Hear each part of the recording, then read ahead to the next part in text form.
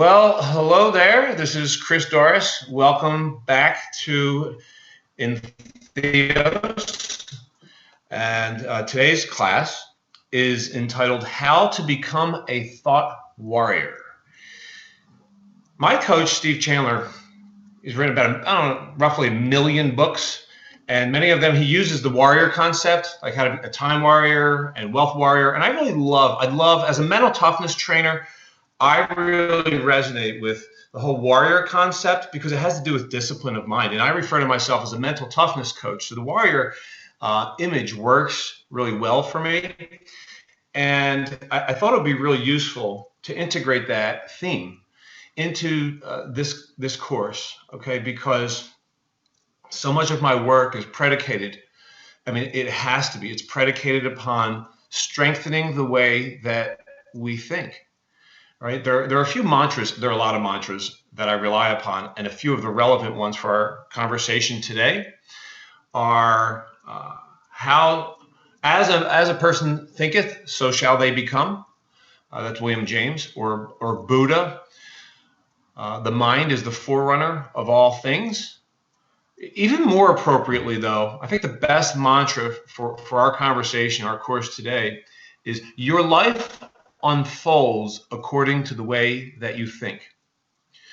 And one more alternative way of articulating that is the outer world is a reflection of the inner world.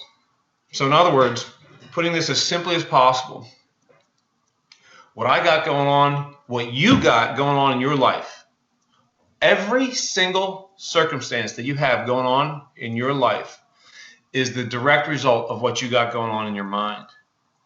So if you have abundance in your life, you have success, you have order, you have health, it's because you're using your mind in an orderly way, in an abundant way. If you have chaos in your life, it is only because you are using your mind in a chaotic way. That can never not be true. And that's beautiful. Because that means we are the creators of our lives, and our lives all originate with our thinking. So our conversation today, our course today, is all about how to become an amazing thinker or a thought warrior. So let's hop in. Big idea number one. This is another one of my favorite mantras. Create the state, don't wait. Waiting is the number one mistake that I experience in my profession as a coach, as a speaker, as a mental toughness trainer. I used to be a licensed therapist. I used to be a social worker. And throughout all of that experience, the number one mistake that I've witnessed people making in the pursuit of having life be on their terms, being, doing, or getting what they want. The number one mistake is, wait for it, it's waiting. It's waiting.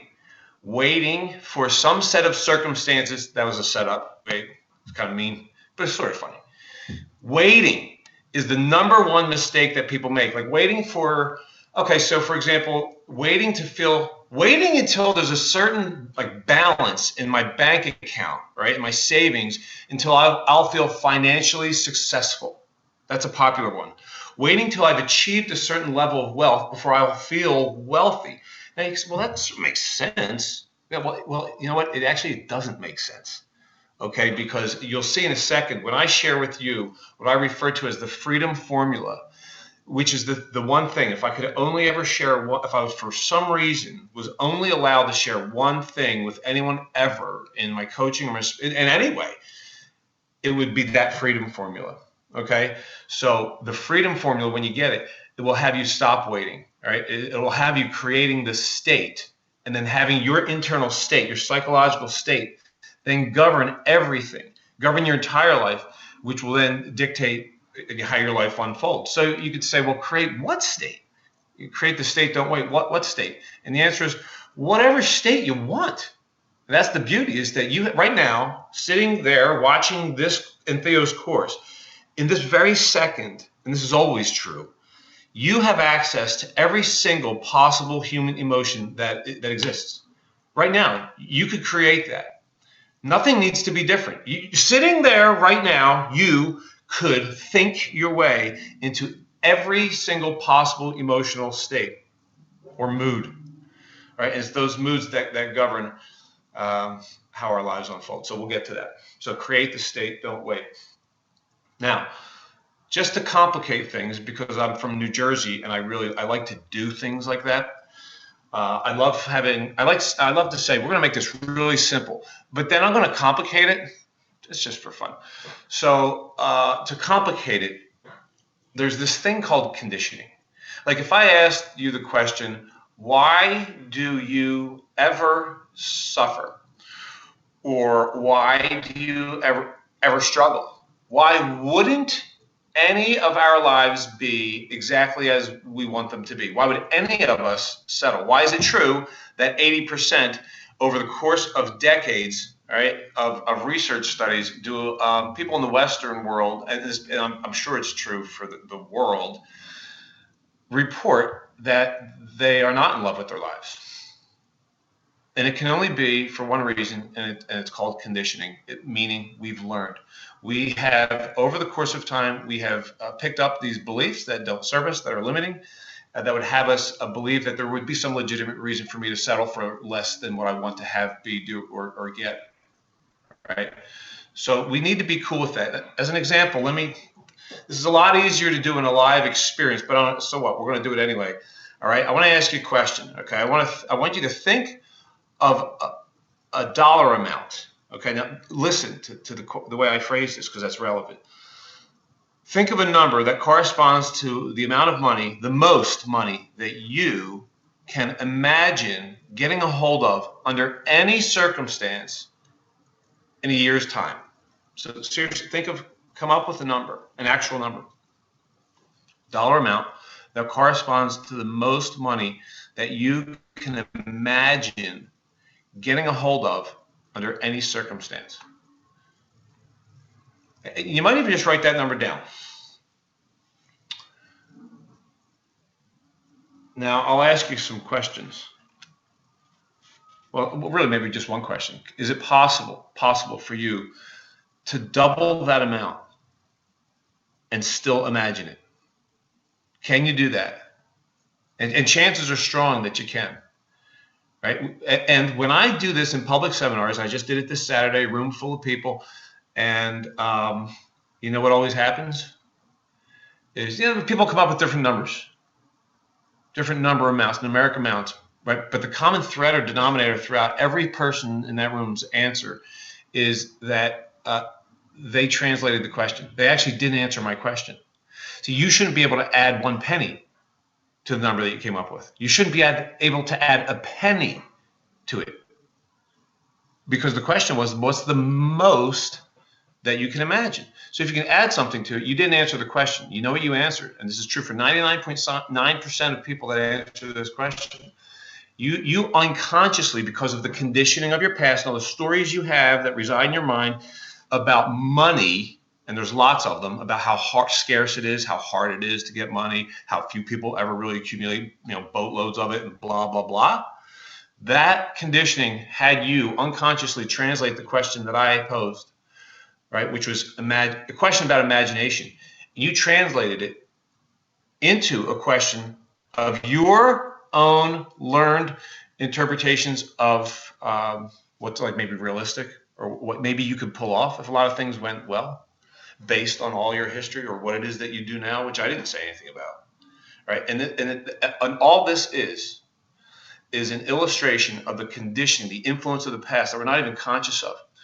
The only true appropriate response to that, the only free-minded response to the question, how much money can you imagine getting a hold of under any circumstance in a year's time, would be all of it. Why wouldn't that be the obvious response? Like all of it, however much there is on Earth. Just like put it over there. Why wouldn't that? And it's only because of our conditioning. So let's be cool with the fact that let's be really cool with the fact, okay, that we are living our lives through the thick lenses of the conditioning of our past. Now, let's go to number 3 quickly, because that could sound depressing. And I don't want that. We are designed for growth, okay? Alan Watts said it best, as far as I'm concerned. Alan Watts is one of my favorite teachers in history. If you get the chance, listen to he's hilarious and beyond the brilliant. To call him brilliant is an understatement. But he said it best when he said, each of us is an aperture through which the universe observes itself. Only the game that we're playing is to not know that, which is kind of cool, right? So if we translate that, what it also means is the game that we're playing is to know that, right? Is to remember that, is to awaken to that we are the organizing intelligence of the universe. And the ultimate game that we're playing is really to free ourselves from the conditioning of our past so that we can experience reality as it is in all of its infinite beauty, and then just go crush it, whatever it is. Just have, be, do, and get what we want. That's the big game. So that puts all of this conditioning into a really exciting contest, like kind of like a sport. Right? So thank God for the conditioning of our past. Thank God for the fact that we're designed to grow. As humans, we're designed to grow, because then if we were designed to grow and we had no room for growth, it'd be like, what a waste. But the conditioning gives us the opportunity to go exercise the growth that we're designed for. So it just works out very well. All right, now let's talk about really growing. About how do we do the growth? So let's go on to big idea number 4. Now here's the deal, okay? This is the freedom formula. If you can see this pad right here behind me, that's the freedom formula, okay? Abbreviated. You can see it, it's written more on the course outline here, but this is the abbreviation. I wanted to have it here behind me because I want to refer to it right now.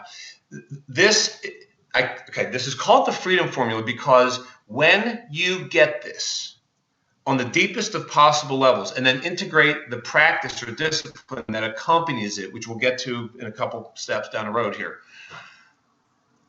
you are freeing yourself from the conditioning of the past so that you can experience reality in all of its infinite beauty, so that you can be amazing, so that you don't settle, so that you don't have all the needless suffering. That's the freedom, right? So it's called the freedom formula. Now, I've kind of simplified it here, right? So it's written, I don't remember how I wrote it in the course, but the formula is simple. Here it is. Think, it's so hard to do this. How do weather people do this? God, that takes practice. Think, feel, do, results, okay? Results means out. It's like, what's going on in my world? What's the circumstances of my life? And it all comes back, like we said, like Buddha said, back to, this is so hard, thinking, right? It all comes back to my thinking. How I think governs my state, or how I feel. That's what the F, feel, or state of mind. That column means emotional state, or all the moods that you experience. And then the D is action or behavior. It stands for do, what I do. Or what might even be more important, because you think about it. If I'm thinking that something that I want is out of reach, is impossible, then I'm feeling hopeless. What do? Squat. I do nothing, which guarantees the result is that I don't get it because I've done nothing, and I do nothing because I feel hopeless. But the only reason I could ever feel hopeless is because I'm thinking about it that way. It's not because of what people have told me. It's not because of the ratio or the small number of people that have ever achieved like what I'm thinking of, say, for example, being a professional golfer and winning the Masters. If that's something that I want, I work with a lot of professional golfers, and that is the case. In fact, it's amazing how many times I ask someone in their first coaching session what it is that you want. Their truth is, I want to win the Masters. But it takes about 20 minutes, maybe 2 sessions, for them to feel comfortable articulating that because of all the conditioning of the past. I would have them think that that's inappropriate to say out loud to somebody. It might sound cocky. I don't want to put myself out there because what are the odds of that? All that kind of thinking, right, governs my I'm not feeling. If I'm thinking all that stuff, I guarantee you know what I'm not feeling. I'm not feeling knowing. I'm not feeling absolute, right? I'm feeling doubtful, at best hopeful. Okay, which is weak compared to knowing. So that's the freedom formula, right? And simply put, you see the pluses and minuses. Okay, the better I think, I'll take you through this very quickly. I'm intentionally spending more time on this than anything else today, because, like I said, this is the one. If I was only allowed to spend time on one thing ever in my life with anyone, this is it. Okay, so the better my thoughts are, or we'll see, the higher the quality of my thinking, which is the same thing as saying the more masterfully I'm interpreting reality in this moment. It's all the same way of saying it. The better I'm thinking, the higher the quality of my interpretation of my situation or reality in the moment, then the better my state is. Right? The higher grade my mood is, the higher the quality of my thinking, the higher the quality of my state. The higher the quality, and this is scientifically proven when they measure brain chemicals, like the smart chemicals, the good chemicals, like oxytocin and serotonin and dopamine. These are the neurotransmitters that are the on switches for all intelligence centers of the brain, and the turning the switch on is by thinking masterfully. It's as hard as that gets, right? So the better I feel then, Chris, the better the action, the higher the quality and quantity of action that I take, maximizing the results of me having, being, or doing, or getting what I want. That's simple. Flip side, equally simple in the other way. The lower grade my thoughts are, the weaker the states that I'm creating with my mind, releasing chemicals that would have me struggle, like as if I'm like going under anesthesia, literally, which would, of course, compromise the quality and quantity of my actions, which then govern a different quality of results, which is, of course, maximizing the likelihood of me not getting what I want. So it's all that simple. Don't be fooled by the simplicity. Be psyched about how profound it is. That all comes back to your thinking, because the best news of all of this is that you control your thinking. You have absolute control of your thinking, which is why we're here today, is to practice becoming really masterful. Something I didn't say in the beginning that I want to say right now is that I find it bizarre that I have gone through higher education. I have an advanced degree in psychology, and yet I never had a course in kindergarten, in grade school, in high school, in college, or in grad school on this, on how to really become an amazing thinker. Like, no teacher ever said to me, okay, real quickly, hey, heads up, this is kind of important. Your whole life is going to unfold according to the way that you think. So let's like really put some effort into having that be amazing. Like let's have a whole course on that, why don't we? On how to intentionally strengthen the way that you use your brain so that your thinking is amazing, which will make everything, including all of your other courses, easier. Just saying. So that's what we're here for today, which is sweet as far as I'm concerned. Okay, let's go on. Now, there's the theory, okay, in the most concise nutshell I could ever put it in. All right, I do courses on this. All right, I do like weekend-long courses on this, okay? So that is as nutshell as it gets. But don't be discouraged by that, because it's, you're not like missing out. That's as simple as the practice is. Now let's get into the practice, okay? So that's big idea number 5 is the discipline. I've used the word practice. So what good would a theory be without being accompanied by something to do, like a practice? The reason that big idea number 5 is just called discipline is because that's what it is. This is a discipline. I like to say that the most mentally tough or conscious, those are synonymous, people in the world choose to exist in a perpetual state of self-inquiry, meaning they're always asking questions like, how am I thinking now? How's my mood? How's my state? How am I using my mind? Perpetually, right? That's the discipline. If I want to get in great physical condition, I'm not going to go to the gym once, have this awesome workout, and walk out going, done, sweet, I'm in good shape. Next project. I know that isn't how it works, okay? I'm going to need to repeat that behavior. Right? I'm going to need to repeat that behavior over and over as long as I continue to be invested in becoming stronger. It's the same thing here. If I want to strengthen my life, then I want to strengthen my mind. More specifically, I want to engage. I want to be enthusiastically. I love that word so much. I've been in love with that word long before I established a relationship with Entheos, and I'm so glad that they call themselves that because it's such a perfect word, like God within, enthusiasm. It's one of the highest grade states that I could possibly be in. It has me be amazing. So I want to be super enthused. I want to be jacked up about the fact that this is a discipline, because the practicing of the discipline by itself every day has the act itself be rewarding. It becomes very, very self-reinforcing, and it's a discipline. Okay, so let's talk about what the discipline is. Okay, it's a 3-step deal. Catch, own, and replace. So we're going to break those down one by one. The first step is I want to really become acutely aware of my emotional states throughout the day. Right? I want to be in those inquiries, like, okay, so how am I feeling right now? It's a great question to get the habit of asking yourself throughout the day. How am I feeling? Knowing that the answer is only because of how I'm thinking, that those go together, right? So how am I thinking right now? And that's what I want to catch, is when I'm what I refer to as below the O line. You see that little diagram right here? That's the range of interpretation. The whole thing looks like a big capital letter I. So we'll just call that the range of possible interpretation. See, as long as you're awake, you're interpreting your reality in one of 3 ways. Either in a low grade way, which is below that neutral line, which I call the O line, right? In other words, in a way that would have you feel uncool, that would have you feel unpleasant, anything, even remotely unpleasant. Okay, that's the first option. The second way to interpret your reality would be neutrally, by making an observation, like saying, today is Wednesday. That's an observation. My chair here is brown. It's an observation. When I go, this chair is amazing, that's an interpretation. Okay, it's brown and it's made of leather. There happen to be no clouds in the sky today. Observation. Interpretation, this is a gorgeous day, which of course is the third way of interpreting reality, which is in a way that would have you feel inspired or enthused or anything pleasant, right? So either low grade interpretations, neutral, or isness, just is, right? Or in a high grade way.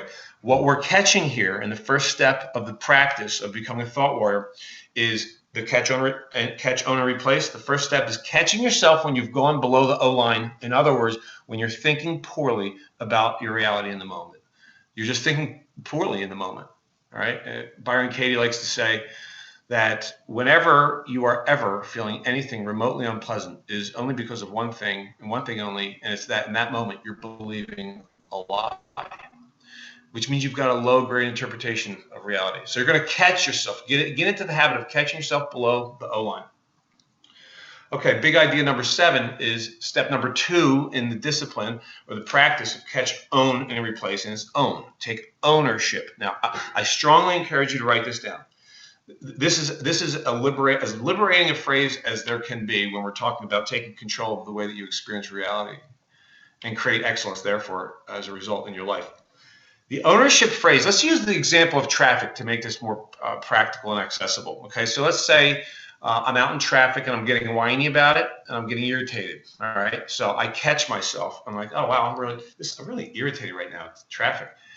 Then the next step is to take ownership, which is this. This is the ownership phrase. I'm not feeling this way because of what's going on. I'm feeling this way because of how I'm thinking about it or how I'm interpreting it right now. That's taking absolute, full, and complete enthusiastic ownership of my state. That's me being the opposite of a victim of circumstance. This is me being a creator of my life. This is so powerful. I'm saying I'm not feeling irritated because of the traffic. Traffic could never make me, nothing could ever make me feel irritated. Nothing, except my low-grade interpretation of it. So I'm not feeling irritated because of the traffic. I'm not feeling anxious because I might miss a meeting because of the traffic. I'm only feeling irritated and anxious because I'm thinking poorly about that fact, about all that data. All right? So that's ownership. I'm not feeling this way because of what's going on. I'm feeling this way because of how I'm choosing to think about it in the moment, whether I'm doing it on purpose or not. So now that alone has you be free, because that's you practicing, right? Taking complete ownership of your states. That's having you never be a victim of circumstance. That's you rehearsing, saying, I will never, ever let my states be vulnerable to outside circumstances again. That's what a thought warrior does. Okay, so now the third and final step in the discipline or the practice is, of course, replace. Or you could say upgrade, but whatever, say replace. I'm going to replace. Obviously, it's an upgrade. All right, I'm replacing what? Well, I'm replacing my thought. I'm replacing my interpretation, which of course is going to have the result of me actually replacing or upgrading my state. This is how I upgrade my states. I upgrade the way I'm thinking about the circumstance. Okay, so there are we could just stop right here. And I'd say, okay, we're going to wrap it up here. Go practice replacing your thoughts. Because I don't need to give you, no one would ever need to give you any suggestions on how to replace your thoughts. A simple way of saying it is just think better about it. But the reason that I do and that I'm going to is because our conditioning, it's amazing how much pushback I get from people when I'm doing seminars. They actually think that I'm trying to coach you into like looking at life through rose-colored glasses. Like, how can I possibly not complain about traffic? It's like our conditioning is so thick and so strong that it would have me actually argue for the low-grade interpretations at times. How am I not? What am I supposed to be in? Am I supposed to be happy about traffic? Well, it's an option. That's literally. I don't care what. It's up to you. Like, all I know is that the better I feel, the better I am. So it's your call. I mean, if I want to choose to be irritated, the beauty is you're free to do that. The question is, just ask yourself what value comes of that. Do you get more out of, like, are you amazing when you're frustrated? Or are you amazing when you're enthused? Are you more amazing when you're enthused? Let's just be like divinely selfish and say, well, what works for me? Like, what increases the likelihood of me having, being, doing, or getting what I want? And I've only learned to complain about things. I've only learned to complain ever about anything, not just traffic. Complaining is a low-grade practice that I've picked up along the way. It's conditioned. All right. Good news, I can reprogram, recondition. So let's go on to big idea number 9, which is the first suggestion that I have for replacing your thoughts. Okay. And I'm always mentioning mantras in my courses here in Theos. Because they're amazing tools. Okay. They're these short, concise phrases that like contain voluminous, like encyclopedic volumes of brilliance and useful, skillful information, right? And all I got to do is say this little phrase, and it reminds me of all of that, right? So one mantra is, I got this from Wayne Dyer, as a matter of fact, I can choose peace rather than this. So I'm sitting in my car and I'm complaining about traffic, and I catch it, right? And I own it by saying, not feeling this way because of traffic. I'm feeling this way because of my low-grade interpretations of it right now. Okay, let's upgrade that. Let's use a mantra. I can choose peace rather than this. And even just saying the word peace just had that become my new option. I can choose peace rather than this. Another is, ain't bad, just is. Now, that's like the lowest grade interpretation that I want. I mentioned isness, the O line there. Observation line. Okay, being in traffic ain't bad. It just is. It's like, how could traffic be bad? It's just a bunch of people in cars in the same spot going places. That's like the reality of it. If you want to talk about what's really happening, that's the deal, right? So it ain't bad, just is, and that's true for everything. The ain't bad, just is mantra is like a default mantra that you can use always to replace any complaint ever. And then and that's the worst, right? Because that's just observation. Ain't bad, just is traffic. Ain't bad, just is cold and rainy. It ain't bad, just is, right? And now when I go there, when I'm not like creating low-grade states, anxiety, frustration, disappointment, shame, guilt, and all those toxic, paralyzing states, now I have accessibility to my creative solution-focused thinking. So if there's some problem that could result as a result of the traffic, I am now, as a result of upgrading my interpretation of it, free to even entertain that. Okay, another mantra is everything is unfolding exactly as it should. That actually comes from before I got into coaching, I studied astrophysics, and I took a few real golden nuggets of value away from them. And one is that's actually just a fact. Like, that's not some opinion. Like, everything's unfolding as it should. That's objective fact. If 15 billion years, this universe, if you study the physics of it, if you really get into the science of it, which I did, you cannot argue. No one. You cannot find an intelligent scientist who knows anything about the history of the universe that could support an argument that it's not flawless. It is. There's no mess ups. In the evolution for the last 15 billion years, this whole deal that we exist in, we call universe, has been unfolding with flawless choreography. True story. It's not until humans come along, which is like totally like relative to the history of time. It's like 14 seconds ago, and we go, problems. And the universe is like, oh, all right, yeah, sure, of course there is. My bad. All right, human, go fix it. So everything is unfolding exactly as it should, is another good mantra. But now let's go to the last big idea, okay? And I want to leave with this, which is that one of the enthusiasm and gratitude are very close cousins, okay? Gratitude is one of the highest states that we could choose again, being an operative word, to create, right? So I'm sitting in my car. Gratitude always has me be amazing, always. So I'm sitting in my car and I catch myself feeling irritated by the traffic, right? And I own it by saying, well, I'm not irritated because of traffic. I'm irritated because I'm thinking about it. And then I want to replace it. Let's use gratitude. Let's use the gratitude replacement option, okay?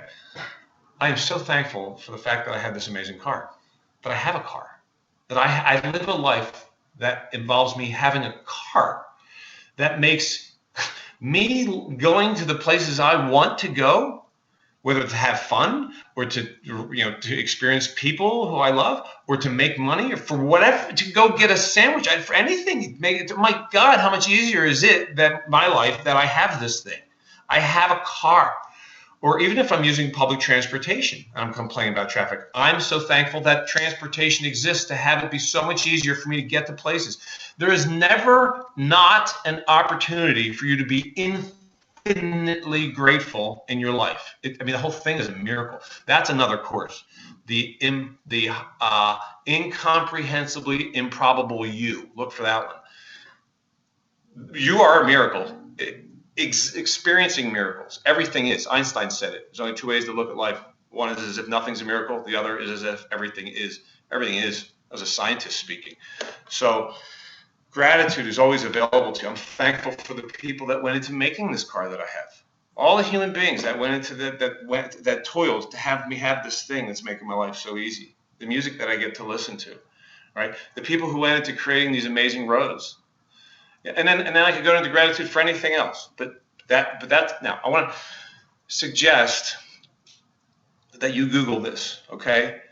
This is a link to a YouTube video that I always use in my presentations. And I've seen it, I have to have seen this 100 times. And I promise you I'm not exaggerating. I promise you this is a true statement. That I always get teared up, choked up, because it's beautiful. It is so beautiful, and it's on gratitude. So if you just Google gratitude HD, just gratitude HD, what will come up is a video that was created by Louis Schwartzberg, and it's narrated by a Benedictine monk whose name is Brother David Steindl-Rast, who is a fascinating, and look him up because he's fascinating human, and his voice is so perfect for this video. So it's like a 5 or 6 minute video, and I really want to encourage you to watch that on gratitude. Okay, so to summarize, how to become a thought warrior. Well, why would I become a thought warrior? Well, because the outer world is a reflection of the inner world. How my life unfolds is in accordance to the way that I think, right? My thinking governs how my life unfolds. So I want to become amazing at thinking. Now, the best news of all of this is that the better I think, the better I feel. We could stop there. We could just stop there and have that be perfect, right? I have access to joy always.